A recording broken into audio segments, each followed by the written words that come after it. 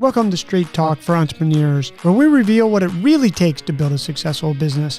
Whether you are starting with an idea or growing your business, this is the show for you. My guests and I will show you how to build a strong mindset, a powerful body, a profitable business. Hi, I'm Brandon C. White, and this is Build a Business Success Secrets.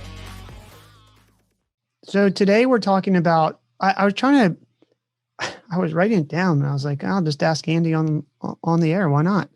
But what do you effectively call your career? Is it a video? Because you're more than just a guy who shoots video. So when you sell your service or someone who's listening, what do you call it? Well, that actually, are we recording now? We recorded. We've been recording. That's my style. You know that. If it was planned, then it would feel planned. That's not what we do here at Build a Business Success Secrets, Andy. Yeah, no problem. I'm in your hands. No, so it depends on who's asking, honestly. But if someone asks me on the street, what do you do? I say I'm a nonfiction filmmaker. I say I'm a nonfiction filmmaker or a documentary and commercial filmmaker. Got it. But depending on a gig to a gig, I'm a director of photography. I'm a director. I'm a cinematographer. Sometimes I'm just an editor. I like to steer away from the term videographer, because videographer is more like someone who's just running a video camera at like an event, say, whereas a filmmaker is someone who's putting thought into the story in the process. Not to say videographers aren't thinking about getting good shots and angles and coverage and everything, but there's like a distinction there to me, Yeah, I understand. It's like the difference between, and probably a bunch of people get mad, but I don't really care. The difference between a webmaster and a software engineer. There is a big difference. Not that one is better or worse than the other. They're just very different in their role. Mm-hmm. And I think people confuse that. So yeah, you could say the same about a cook and a chef, maybe. Yeah. Yeah. Like it doesn't, one's not better or worse, just different. Yeah. So how did you get started in this? Actually, I've known you for 23 years. Sounds about right. 22 years. I actually used to be taller than Andy. How tall are you? Probably at some point 6'5". Yeah, no, I was never taller than Andy, I think, ever. But it has been a while.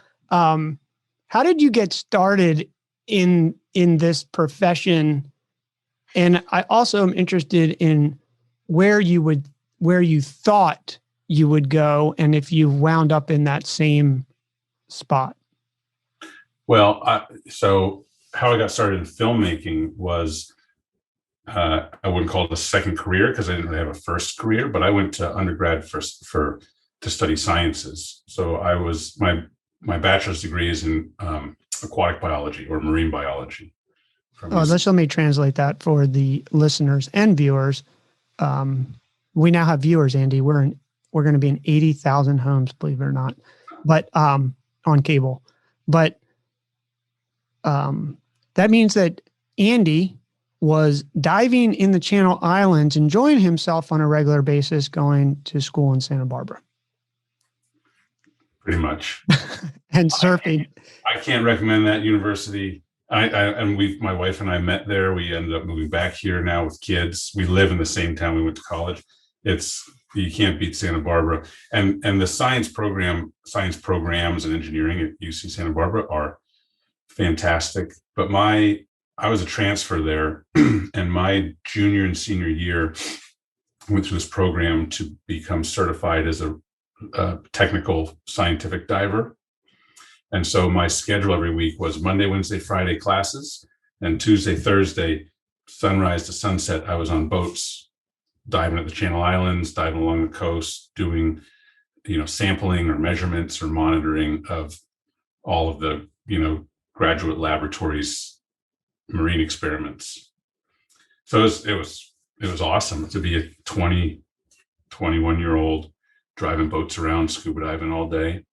And I wanted to stay in that profession to become a marine biologist. And I was going to go to grad school, master's or PhD program for the sciences. But then I found out about this program at Montana State University is a master's of fine arts in science and natural history filmmaking. That was new at the time. And basically the program was they only accepted people with at least a Bachelor of Science degree or higher degree in science. And they thought it's so difficult to make scientifically responsible films, I guess, that they thought it would be easier to turn scientists into filmmakers than to try to get filmmakers to think and like scientists and document science in a certain way. No offense to them, but that sounds like a terrible idea. I think it's not true at all. I think they're different, and you can do both, or you can do one or the other, but they're not exclusive. So yeah, I went to that program. It was a 3-year master's program. I dropped out, so I'm a film school dropout. Why did you drop out? I remember that, but I don't remember why. Yeah, so to back up a little bit, my then girlfriend, now wife, also applied, also from UC Santa Barbara. She got in like no problem to this program. I got waitlisted, I think, because they didn't want 2 people from the same school. So I drove overnight from Santa Barbara to Bozeman, Montana, met with the instructors and the dean of the school and everything, and told them how much I wanted to do it, and they let me in. And then they said, well, we've already got somebody else from UC Santa Barbara. I said, oh yeah, it's my girlfriend. So we were both in that program and dropped out for different reasons. I just realized I didn't need a master's in filmmaking to be a filmmaker necessarily. I didn't want to teach, and the master's would be something I could use to teach, college level courses or something. But I think so much of filmmaking, once I got through the instruction portion, is just doing the work. And having a degree doesn't mean you're any better at doing the work. So I dropped out and started working rather than. But well, both you and your wife have changed industries or careers. But what made you think about filmmaking? Was it just, hey, I think that's interesting? Was it because you saw a film that had a science bend on it? Was it because you were filming underwater stuff and you were like, hey, I think this is cool, I want to make movies? What was it? Do you remember? Yeah, I've always been a photographer, and since I was small, I've always had a camera. Studied it from the age of 10 or 12. I got my first camera and took photography all through junior high and high school. So I've always, even when I was doing the science stuff, I had a camera and I was documenting science and that sort of stuff. But what really got me into it was in the summer between junior and senior year of college, I was cast on a TV show to be a researcher. Wait, really? Yeah. I remember that. Ocean Challenge. It was a co-production of between Jean-Michel Cousteau and James Cameron. So I applied as they were looking for young, enthusiastic, ocean-minded people. But it was like a reality show, and it was going to be a sort of a reboot of Jacques Cousteau's Calypso crew, where they sailed around the world exploring. That was an awesome show. I do remember that. You were on that boat for a while. Yeah. So a bunch of people tried out. I got cast along with a young woman from Sweden. I think she was from Sweden. And we got sent to Iceland, to the Vestmannaeyjar, or the Westman Islands off the southern coast of Iceland, to basically Free Willy. If you remember Keiko the whale from the movie Free Willy. Now I remember you telling me a story. I don't know if you want to tell it, but anyway, about the whale. I've peed on Free Willy a few times, unintentionally. As part of the training, you're on a boat. You go off the back of the boat And he was so desperate for human contact as a result of being in captivity and with trainers his whole life that any human activity he just would glom onto. And you're going off the back of the boat and they say, pretend like he's not there.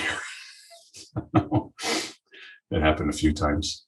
What happened with that show? Did that show air? It didn't. No, it never aired. The pilot didn't air. I think it was just too high level type A male producers decided they couldn't get along on what the storyline was or whatever. And they scrapped it. So yeah, it never went to air. But on that, I was on camera, meaning I was being filmed as a protagonist, learning about this project where they were trying to reintroduce a captive whale back into the wild, where he had been captured like 21 years previously as a juvenile. But in that process, when they found out I knew how to take good pictures and video, they started sending me up with a camera wherever I was going, up in the helicopter for spotting, that kind of stuff. And I also saw the film crew side of it. And I thought, wow, you can, the science, you're documenting the natural world when you're studying the sciences. You're studying something, and then it's often minutia for years, documenting it so that you can put out that peer-reviewed article to further the foundation of the understanding of whatever that realm of science is. And I saw this filmmaking as just a different avenue for documenting and relating scientific concepts about the natural world, but in a much more broad and digestible way than the Journal of fill in the blank Marine Snails International or something, So that's how I transitioned from the sciences into filmmaking as what I saw as a potential career. Was James Cameron with you? He was not in the field with us. Jean Michel, I think, was there once, but James Cameron is who hired me. And funnily enough, after the show was over, I went back to school. Then I saw this flyer about this Masters of Fine Arts program in science and natural history filmmaking. And like any grad school application, need letters of recommendation. So I had a letter of recommendation to film school from James Cameron. Oh, well. I think that's why they agreed to meet with me. Like, who's this guy? Who's this kid? Yeah, I'd say that's a like ace in your back pocket, right? Yeah, yeah. So you go there and you just decided that what they were teaching you didn't necessarily need to be a filmmaker, mainly because, I don't know, mainly I'm asking because did you realize it was more of an art than a science? No pun intended here. Well, I think I did need what they were teaching me for the first 15 months, the instructional stuff. That's all the technical, the theory, film school, basically. And that was extremely useful. And I had great mentors there. My cinematography mentor, his name's Rick Rosenthal. He was one of the underwater DPs or directors of photography for the Blue Planet series, which was like the benchmark at the time, still is, for that sort of, they call it blue chip natural history documentary, just like knock your eyes out, beautiful cinematography. So I got that out of it, but then it was like, well, the next year and a half or 2 years is just making a film, and going through that process is important.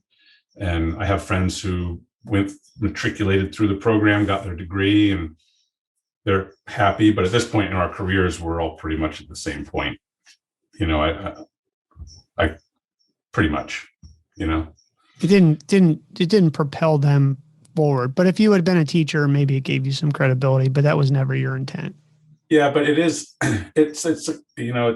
a craft, to use this, like the chef analogy again. You can go to the CIA, the Culinary Institute of America, and wear the coat and the hat and learn from the best of the best for however many years you go to that program, or you can learn on the job by going to work in Thomas Keller's kitchen at the French Laundry. And after a few years, you're sort of getting to the same point, just through different paths. It's educational training versus apprenticeship model. And I chose to go the apprenticeship, learn on the job kind of model, more or less. So when you leave, did you have an idea how you were going to make money, No, like pay your mortgage? no. I drove a forklift at the Home Depot. Dropped out of film school and drove a forklift at the Home Depot, and started getting jobs. I went back to I apprenticed with James Cameron's director of photography, Vince Pace, for I don't know, about 6 months or a year, working with them. They were developing a 3D camera system that was the inception for what they used to shoot Avatar and some of their other 3D films. And so I was basically a camera tech handler operator for them, unpaid, just sort of figuring out how this camera system works. So you were interning for them. Where was this? They were based in Burbank. And you moved to Burbank? No, I would just drive down, for a day or two every week or other week or from whatever. Santa Barbara, because you had moved back to Santa Barbara. Yeah. And you were driving the forklift to pay your bills while interning. Yeah, more or less. I never knew that. I must have missed that piece somewhere in the journey. Because it's the existence of being an independent filmmaker is, it's the same now as it was then. It's just I'm good and people know I'm good at what I do, and so I get jobs now, but it's all a gig-based existence, So back then it's just you're trying. I'm apprenticing, doing free work for a super A-list, celebrity filmmaker, thinking, oh, this could lead to something. And maybe it could have if I stuck with it, but I didn't like the sort of good old boy mentality of straight up apprenticeship. So I stopped the apprenticeship and just started trying to get gigs. And what does that mean? You didn't like the good old boy mentality of apprenticeship? I don't know. I'm not the type of person who was in fraternities in college. I had the opportunity to play Division I football and said no, because I'm not that type of person who sort of gets along in the yes sir, yes ma'am sort of structure, and I felt like the unpaid apprentice stuff, Hollywood track, just wasn't really for me. I wanted to try to do my own thing and learn my own ways, I guess. But you did probably meet some important people there. I can't imagine that, right? Yeah, for sure. Yeah. But I left that and then couldn't find regular gigs after sort of turning my back on that approach either. So I ended up getting a full-time salary position with a production company for about a year. But that is my pathway. That was then on Nantucket Island off of Massachusetts. So I lived on Nantucket for a year working for a company out there that was called Plum TV. And it was started by, you remember Nantucket Nectars, those juice bottles? I remember you working for Plum TV, and they launched that TV channel that was going to be there, Martha's Vineyard. Is that right? Yeah, they had this. So Nantucket Nectars was owned by Tom and Tom. And Tom Scott was one of the Toms, and he's from Nantucket. He bought a local access TV station there that they would put like committee meetings and basketball, high school football games and stuff like that on, and hired some talented people and invested in some equipment and turned it into a local sort of HGTV type channel. So you have a place that's a resort market like that with a lot of food and wine and seasonal celebrities and a film festival and a writing festival. So there was like a weekly news magazine. There were cooking shows with celebrity chefs, interviews with the A and B list celebrities who would live out there seasonally or visit out there, and coverage of like the culture of an interesting place. And so they had that, Nantucket, Martha's Vineyard. the Hamptons, Aspen, Vale, Telluride, Sun Valley, and Miami Beach. So did they go and buy all the local access channels effectively, or buy a channel, a local channel on that whatever cable distributor's network? Yeah, in each of those markets, they bought basically the channel that would have shown Wayne's World. You know, the local cable access channel that everybody had, whether you had a rabbit ears or satellite TV or cable. And so I worked on Nantucket, salaried as a producer, shooter, editor for a year, and I was at that point a few years older than most of the younger people who they hired, and I'd been I'd studied filmmakers at a master's level, even though I didn't have my master's degree, and I'd done all of this work with high definition video cameras through the work I did in Iceland, and then also the high end stuff with James Cameron, his DP, working on their camera system. So I had this access and knowledge of HD that a lot of people didn't at that point, because this is now 2005, which is really the transition period from like regular video, standard definition video, to HD.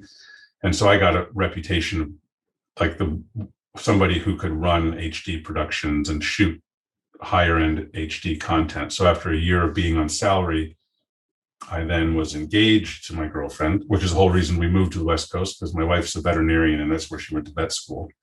It's Tufts University out there. So we moved across the country together, only for me to then work 100 miles away on an island. and we hardly saw each other. So I thought, this is absence makes the heart grow fonder. So I want to get out of here, back to my fiance.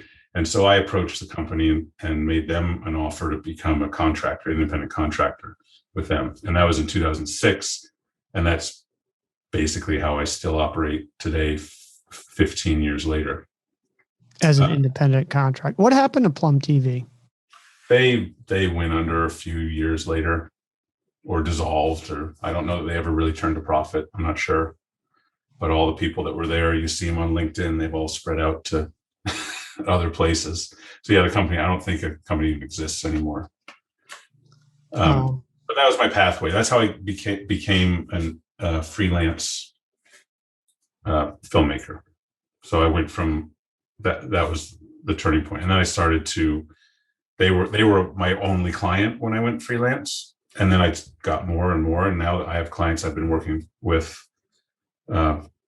since 2006, basically, that I still work with off and on, and clients come and go. Sometimes I do broadcast, sometimes it's independent, foundation work, or documentary work, or feature documentary shooting, everything. And what's your preference? What do I like to work on? Yeah, like if I was like, hey, Andy, because you just went through the menu of things, and you also do brand shoots, right? You do I don't know, are they called like mini short films? The 2-minute cool things that you do? The term that's come around in the last couple of years is branded content. So yeah, when a company wants you to shoot something that isn't necessarily highly featuring their product, but the lifestyle associated with it, that's branded content, and that's fun. But what I like to shoot is not so much dictated by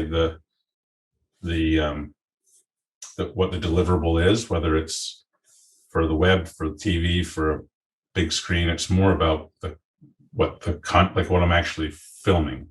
And I like to film people in the natural world. That's what I gravitate towards, no matter whether it's a science topic or a personal documentary, or anything in between, or a broadcast commercial TV spot.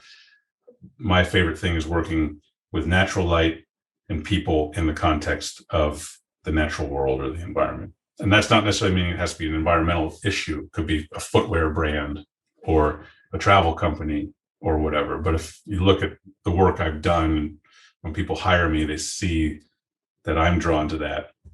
And that's what I think I do best. So I'm going to say back what I think it is. I mean, I know what you do, but for other people out there listening who might not understand what that means, it basically means that you don't do set work. No, not yeah. So I don't do. I've never worked in the narrative environment, which is narrative films are fiction. What you would think of as a feature film. I do shoot on sets and in studios with commercial clients, product photography and videography, and that sort of stuff. I But would you say, like the natural, like uh, you did that whole thing for that brand with the Western horse. I actually saw the lady on Instagram the other day with her kid face down in the paddock in the mud. Uh, yeah, I know who that is. Yeah, yeah. Um, so that, out in nature, effectively working with natural light and a more realistic um, recording or story of someone in their natural environment. yeah, yeah. Even when I do more commercial stuff, it's always with that angle that like this is being captured naturally. It's not a lot of staged, not a lot of directed stuff in that sense. Not a lot of fakery or acting or anything. You're I've done really, that. you observe quietly. Yeah, yeah. I'm a large person, but I like to feel like I'm not really, standing out or driving things as much as knowing where to set people up or where to set myself up to capture things that come across as natural. That's my There could be a lot more to that. yeah, yeah. Um, but I mean, that's not to say you're not directing. It's just a different approach to it. Yeah. No, it works out. I like it. It's more real. And I think, yeah, the word is authentic. I don't, that seems to be an overused word these days. Fake people tend to use the word authentic, which I'm conflicted about when I see it on the internet. But I think that's what basically is happening around. But I have another question. When you, for people listening out there, because I know there's some people listening who are interested in how you actually pay your mortgage every 30 days as a gig. I don't know if gig economy, but a freelancer effectively, right? You're your own contractor. You eat what you kill. You've got to sell, negotiate, film, and do the product. Like you're a very small shop who has to effectively do it all in the sense of the business. And then there's some people out there who I know are thinking, wow, well, I'd like to make a film, or I'd like to do a brand. What do you call it? Brand narrative, Branded content. branded content. And one of the things that you and I talk about, I'm always, even though we've done 2 films so far, I'm always surprised at is how much footage you need to actually get a 2-minute branded content.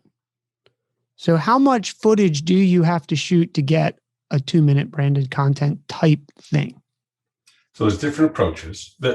In the old days of documentary production, they would say the shooting ratio for a feature film, so it's something that's scripted, not a documentary, something that has a script and actors and everything's planned out. The shooting ratio for a normal film is like 20-1. Meaning, if it's a 2-hour film, you're rolling 40 hours of film, because you have to think that's take 1, take 13. You're repeating things, and that's just based on performance of the crew and the actors and everything of getting the right shot. With documentary, it's more like 100-1 because nothing is planned out. So people work. I think the average length for a documentary that you would see on Netflix or Amazon Prime or in the theaters, that's a feature length documentary. It's like 4 to 6 years typically for a documentary, from the time you think about doing it to the time when people see it, because you're talking about people's lives. You're not setting things up. You're waiting for events to happen. you're figuring out who the characters are, what the stories are, and then so much of documentaries happens in how you edit them together. So yeah, in terms of how much you have to shoot for, it's a lot. But then when you get down to the stuff that's still considered nonfiction, like a commercial, um, the commercials that they make now, which are sort of what they call lifestyle, where it's not necessarily like a family of actors sitting around a table eating cereal. They want to have someone who maybe is like an Instagram influencer who's known, who you go out, you think about like a car ad now. All the car ads have some Instagram phenom photographer, outdoor, beautiful young person who's like driving their car around. That's still nonfiction. But you get into something like that and you have shots and shot lists and storyboards. So your shooting ratio is way off. But if you're talking about a strict documentary, it's a huge amount. So it's a 100-to-1 ratio in terms of what you have to shoot to get your final product. So would that include a branded content type thing where you do a 2 minute or a minute 50 or 2:30? So is it 200 or 100 minutes for every 1 minute of video? Yeah, I mean, there's not really a set. It's so variable. Some of the stuff I shoot, I can shoot in a day to get a 30-second ad, and it's fantastic. Other stuff, because of the nature of the topic, you might need different locations. So also for a 30-second ad, it might take a week, because you got to get, if say it's a car ad, you've got to get some skiing, you got to get some stuff at the beach, because that's where all the car goes. So there's no set amount. It's really a lot of work. It's a huge amount of work. And I tell people that filmmaking is like, actually doing the work is like my third job, because you've got to find work, which often once you get to a certain point, the work finds you, but that doesn't mean it just, your calendar fills up. You've got to pitch people. You've got to convince them that, yes, you are the right person to do this job, or you've got to, put a bug in somebody's ear. Like, weren't you thinking about, doing something this spring for this product or this subject or this campaign or whatever? Like, oh yeah, let's talk about that. So there's that whole sort of salesperson mode you go into of just cultivating work. And so often the like the ideation of a topic, that's often not paid. At some point, they're like, okay, we're going to do it. Here's our agreement. Here's our contract. There's a creative fee associated in that to pay you for the time that's not actually physically production, but pre-production and writing and research and all that stuff. But everything leading up to that is just talking, finding work. It'd be like, riding bikes or surfing with some people in the valley up there just to figure out where your next deal is or investment is or something like that. And then on the back end, there's the reverse, as a one-person operation, you're invoicing and you're tracking expenses and dealing with QuickBooks and all that kind of stuff. So, do you outsource any of that? I don't. You've told me I should. Yeah, for like how many years? Yeah, most of that's super hard. What's your least favorite part of the business part of what you have to do? Moving cases and suit bags of equipment around. That's in November for the Western product, the Western shorts that you saw. I went through the whole length of Texas by car because COVID and didn't want to fly everywhere over the course of a week. So we went from Amarillo to Houston, which is basically the whole state, north to south. And I think in 8 days, I had 7 different hotel rooms. And that's just tired. When you have, 6 or 8 cases of equipment and you got to go to this hotel and get it all out of your car because you're not going to leave $150,000 or $200,000 worth of equipment in your car at some hotel in the middle of Texas or anywhere. So yeah, that it's because you get done with shooting at last light. You always shoot to sunset because that's the best time of day. For me, when I do natural light stuff, I'm always filming through sunset. Then you got to drive back to your hotel, which is typically not right down the street from where the beautiful place is you were filming. You get to your hotel. At some point, you eat, and then you got to start offloading all your media and charging all of your stuff. When you have a team with you, this is spread out throughout the team. But when you're doing it at the level that a lot of productions want to do it, especially now with COVID, tighter crews and all that sort of stuff, everyone's wearing all sorts of different hats. So sometimes I'm still setting alarms for 3 a.m., even though I didn't go to bed till midnight, and I have to get up at 5 to transfer my batteries onto new chargers. So the next day we've got, 8 full batteries instead of only 4. So the logistical side of making all that equipment work, which is getting it places and keeping it charged and memory cards free and unloaded to your redundant hard drives, that's the most tedious part. Tedious. That sounds really hard and awful. And I know it's hard. I don't know if it's awful, but it's definitely hard and sometimes miserable because I've lived it with you.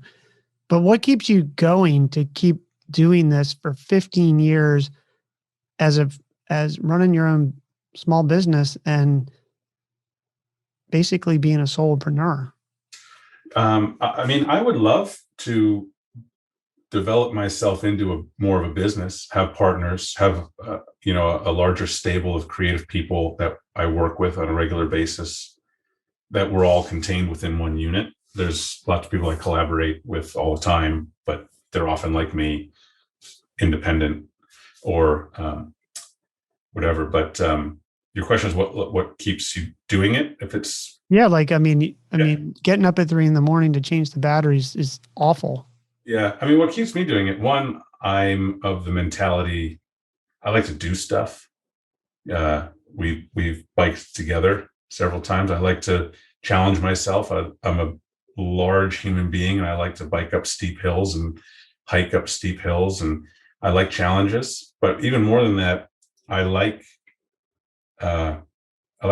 learning new things, not necessarily about my craft, but just stuff in the world and meeting people, experiencing different cultures and viewpoints, learning about new topics. I loved Jeopardy as a kid.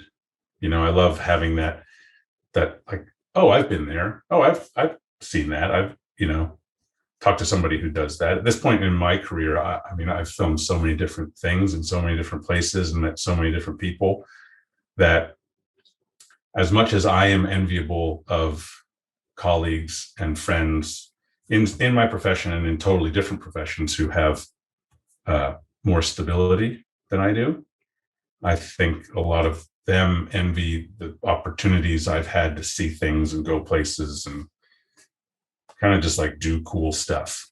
And that's the most fun. And I love capturing images, still or moving. When you're out somewhere and the light is just perfect and somebody's in front of it and it's just everything comes together. It's like such a cool feeling to know that you got that, and that there's not a lot of people who have the patience to wait for those moments that I really cherish, and also the stamina to make it through those crappy hotel rooms for a week just to be kneeling in the mud to get some cool perspective that someone hasn't thought of before. It's fun. It's like a scavenger hunt of images, I think that's a good way to put it. I like that word, stamina. Stamina is a underutilized word that really sums up, though, what you've got to do to be an entrepreneur. One thing I was thinking of while you were talking is didn't you do a few Kickstarter reels? I've done some of those, yeah. And I know there's people out there who they always ask me. I haven't done a Kickstarter or a crowdfunding campaign yet.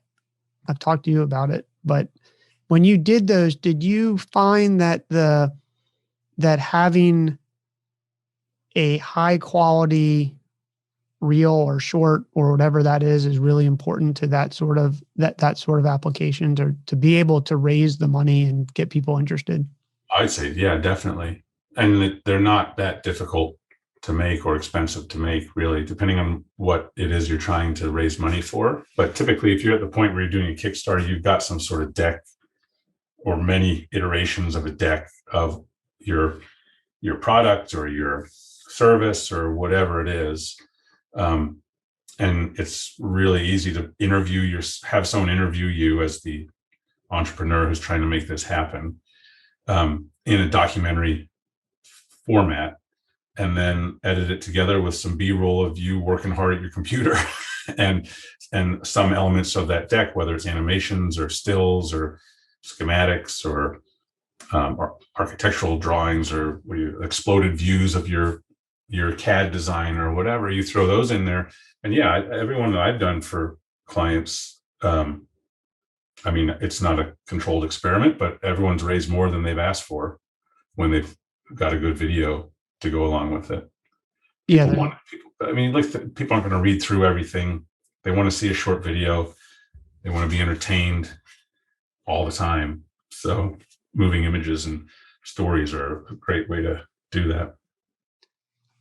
I have a question for you. You've done all these web videos and branded content and shorts for Kickstarter and things like that beyond your short films that you've done and some cool what was the what is the chain down in LA that you did that commercial for? The chicken chain, right?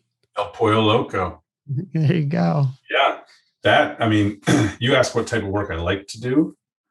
And it's natural light, on a mountaintop or diving in this big surf or whatever. But if I was to pick a career for myself, commercial film director. That's, if people are listening to this and they say, I want to be a filmmaker, set your sights on that. I don't understand something. You said, if I were to pick a career, you can pick any career you want. Why didn't you just pick that career? Yeah, good question. It goes back to the who I am as a person. I'm not well, shrewd isn't the right word, but I need someone to tell me how to build a business, Brandon. Stubborn sometimes. Stubborn and patient all at the same time while I give you a lecture on how you should build your website. And that's why I called myself the Burly Bison.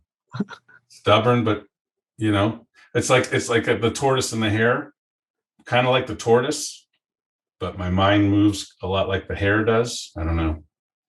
I'm an enigma, but no, the national TV spots is a good business to be in, and it's fun. You're working with a big crew. It's like working on a feature film.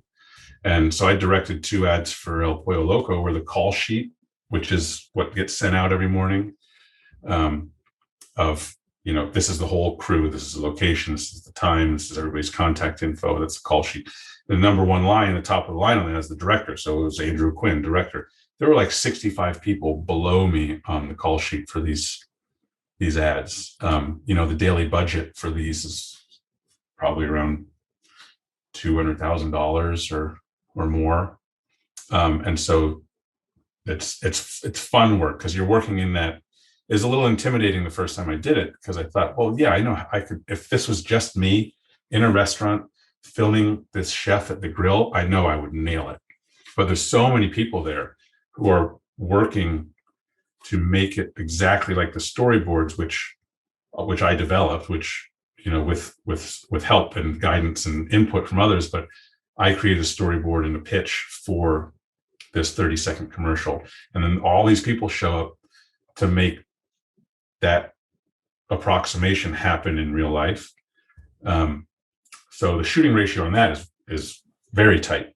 There's not a lot of overage because everyone's putting so much effort into this. You're spending a whole day for a 30-second ad that has 12 or 14 shots. So you're spending, 45 minutes to an hour on each individual shot, and then boom, you nail it and you move on to the next one. So there's some stress involved, but in the end, as a director, you're like the architect of a big project where you trust all of your subcontractors.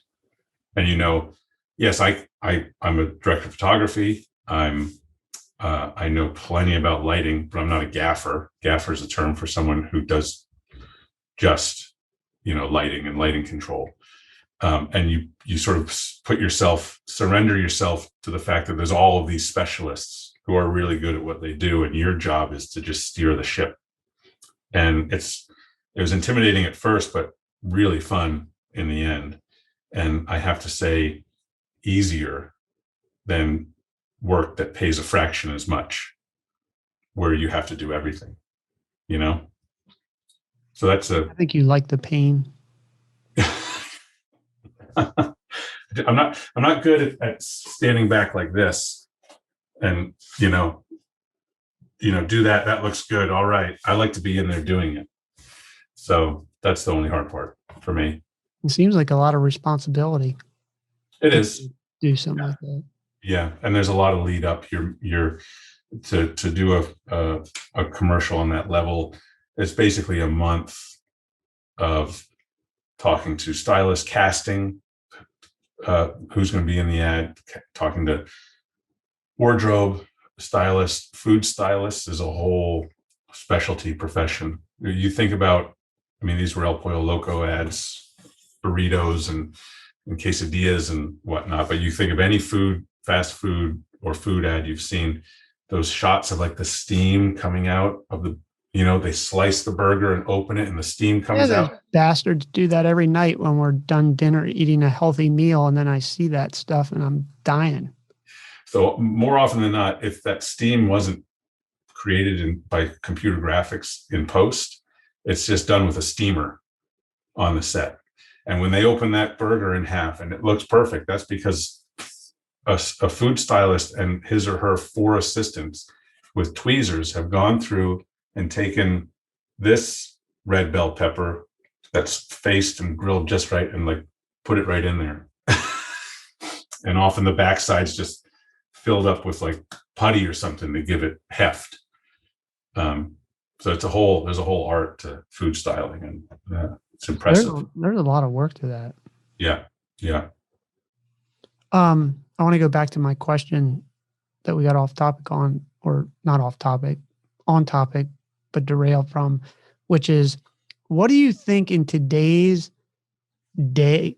internet age is the right length that a person will a person will pay attention and it will hold their attention to? Is it a minute? Like, I feel like back in the early days, people would watch longer clips, and I don't know whether I'm interested in your thought, whether that was 3 minutes and now it's a minute 45.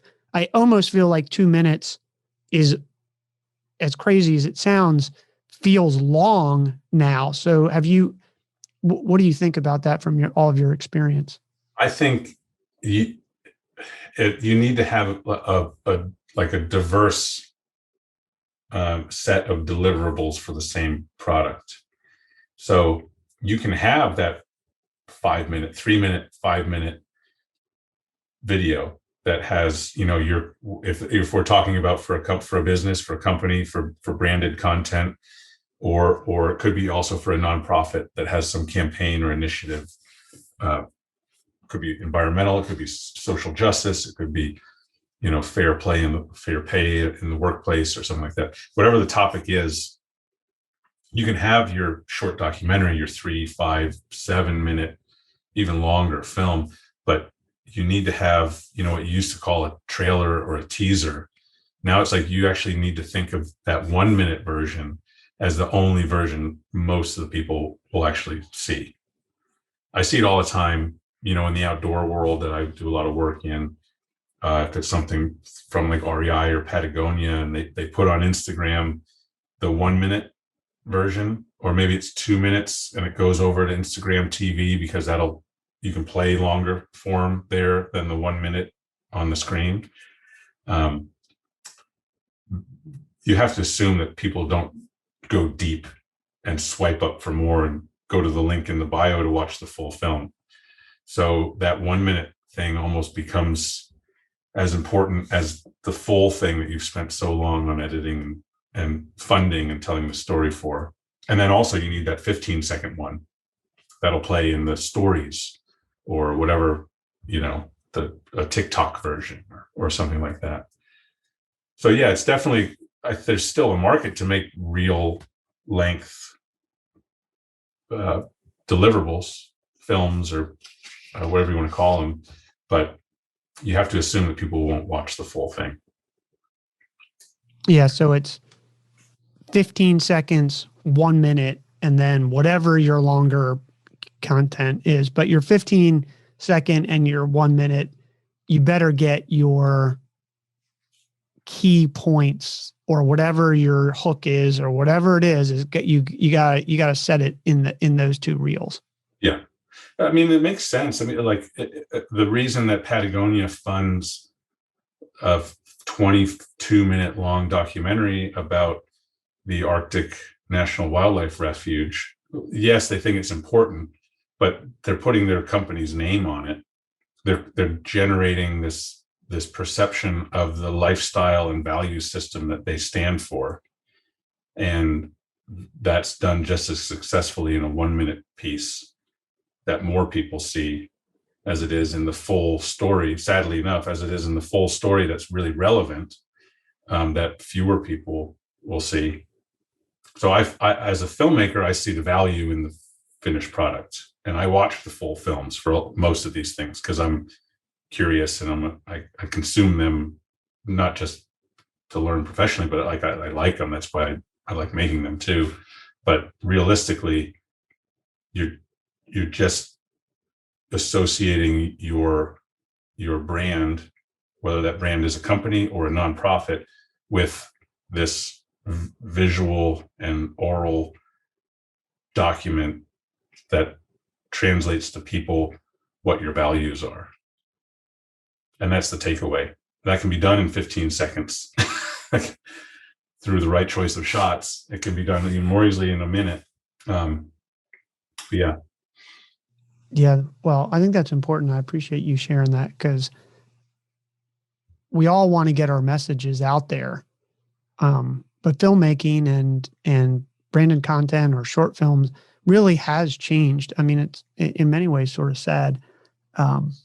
But there's such this speed and clicking and dopamine rushes and all this stuff going on the internet that you gotta do that, and that takes a real skill. I am sensitive to your time because I know Andy the filmmaker turns into Andy the father at certain times of day. Which you mentioned that filmmaking is a really good trainer for being a parent. If you can survive documentary filmmaking, and being a parent's harder. I'm phrasing this the wrong way, but if you can live on a sword fishing boat for 28 days and sleep just 3 hours a night, in 40-foot seas, when you have a kid and you don't sleep that much and you're tired and sore all the time as you get older, it's like, well, I had good training. I knew I survived one arduous experience. I can survive another arduous experience, namely parenthood. So good training. So you've had very good training for your two kids. Yeah. Yes. Yeah, you don't have that much gray hair. I'm actually impressed. What are 3 high percentage tips that you would give to fellow solopreneurs, entrepreneurs, freelancers, really people running their own business? Specific to my industry? Well, it could be in just whatever you feel would be good advice for somebody who's out there doing that sort of thing. Yeah. I would say learn the syntax of the job that you do as best you can. And I don't mean lingo as it exists, more the theory, the foundational theories of whatever you're working on. I think a lot of people in my industry or any industry, they it's what's like talk the talk, use the terminology, but they don't necessarily know. It's like someone starting a business without having gone to business school. I think even if you didn't go to business school, if you can go back and read some books, educate yourself, try to get those like 10,000 hours of knowledge base, however you can in whatever your profession is. That's what I've found has really helped me in recent years, is being able to, explain and have foundations for when I pitch somebody on something. Whether it's, for me, the other day I was talking to a collaborator and I brought up Aristotle's views on storytelling and the notion of praxis and mythos. And it's not just to impress somebody, it's real. And when you talk about things in that context, it makes you look smart, but it helps your process. So that was a long answer. Don't just talk the talk, have some foundational knowledge, deep knowledge about whatever you're trying to get people to pay you to do. Because at some point they'll realize you're just talking the talk. You can't back it up. I gotta think of two more. Yeah. What'd you call them? High HPTs, high percentage tips. There, I converted high percentage spots from fishing, is what we called them. Like, hey, take me to an HPS today, Brandon. All right, Andy, we'll take you to an HPS, and you're gonna probably catch fish. It's a high percentage spot. So I turned that into HPTs, high percentage tips. Well, I'm gonna use that in my answer then, because be a good person who people want to get along with. And the metaphor I've always used is, could you live on a boat with this person? Whenever I want to work with somebody, whether I'm hiring them to like do electricity on my house, or if it's for work and I want to be on a film crew, like I want to work around people who I can get along with. And so that's always my thing. Like, if you could live on a boat with them, then you could be on a film crew with them. Then you could start a business with them, spend hours and hours dedicated to this thing together. That's good advice. It's great advice. I think I'd take that a step further and just morph it into, if you want to be with you think you're going to do a business with someone, go on a boat trip for a week. And this is not a cruise ship. This is something that is smaller quarters. So I'd say less than 75 foot. That's a good one. Yeah. I mean, if you can dine and eat and sleep and poop near somebody and still get along. Day 3 is the key. Yeah, that's a good one. Day 3 is the key. Like, hey, first 2 days, people can fake it. And then, I mean, maybe this is bad advice, but I'm not a big proponent of fake it till you make it. I think I always try to be honest and humble and ask questions. When someone says something to me that I don't know the terminology, I like right away. What does that mean?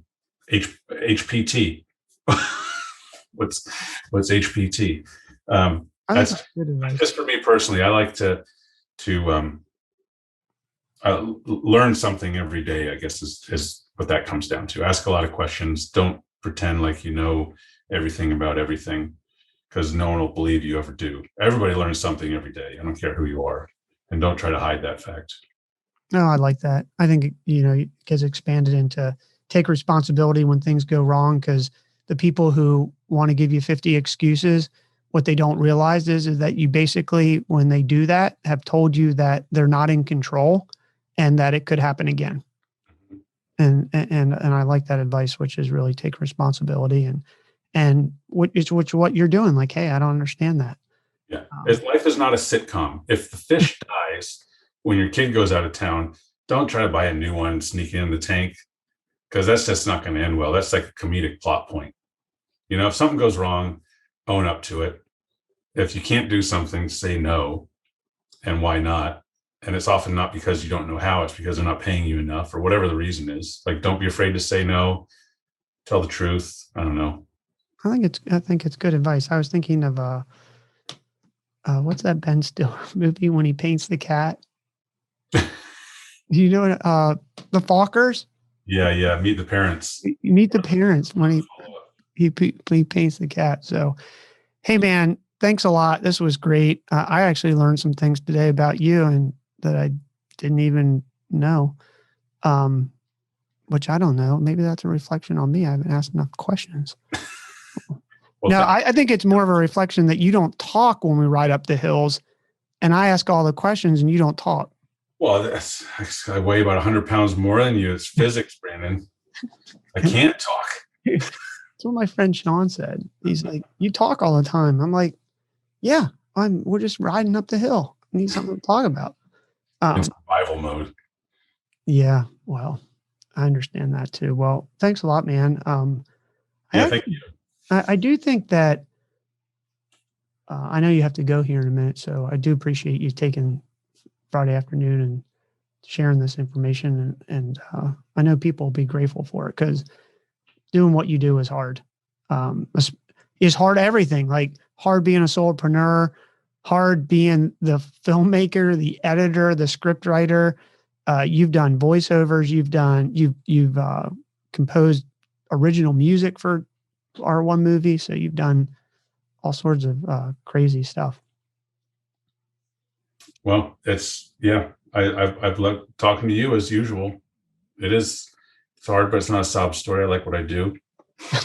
No, it's not a sob story. If you're not suffering, you wouldn't keep doing it. So Yeah, thanks a lot. I do. Yeah, thanks a lot, man. no problem. Anytime.